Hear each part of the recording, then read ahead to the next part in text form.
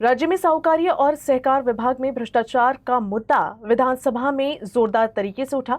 रणधीर सावरकर ने ध्यान आकर्षण प्रस्ताव पर बोलते हुए अकोला जिले में निजी साहूकारी के मामलों तथा मंत्रालय के सहकार विभाग में कथित भ्रष्ट अधिकारियों के कामकाज का खुलासा करते हुए कड़ी कार्रवाई की मांग की है।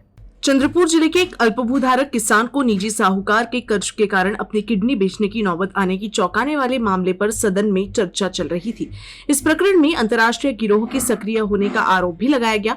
इसी पृष्ठभूमि में विधायक सावरकर ने अकोला जिले में निजी साहूकारी और सहकार विभाग के अधिकारियों की मिलीभगत का मुद्दा उठाया। उन्होंने अकोला के जिला उप निबंधक डॉक्टर प्रवीण लोखंडे का उल्लेख करते हुए सदन में गंभीर आरोप लगाया। उन्होंने सवाल उठाया कि यदि किसी डीडीआर अधिकारी को 2 बार भ्रष्टाचार निरोधक विभाग द्वारा रिश्वत लेते हुए पकड़ा गया और दोषी ठहराया गया तो भी उसे दूसरी जगह स्थानांतरित कर जांच की अनुमति क्यों नहीं दी जाती।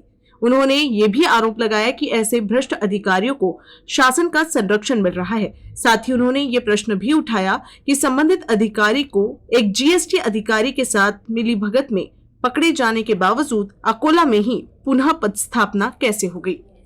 अध्यक्ष महोदय, या सर्व गोष्टीचं अंतिमतः सावकारी प्रकरण जे आहे सुई जाते ती DDRकडे। आपल्या सहकार खात्यातील DDR आणि AR ही यंत्रणा जर सक्षम असली तर हे प्रकरण थांबवता येईल।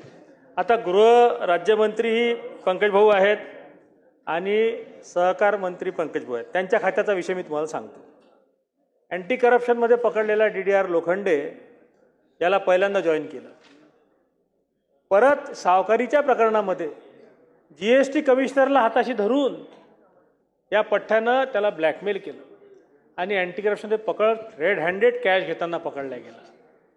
त्याला रिइन्स्टेट महाविकास आघाडी सरकार असताना करण्यात आलं आणि रिइन्स्टेट करून माझ्याच जिल्ह्यात जिथं हे प्रकरण घडलं तिथंच DDR करण्यात आलं आणि पंकज भाऊ तुमचे कॅबिनेट मंत्री आणि तुमच्या खात्याने ती परंपरा कायम केली।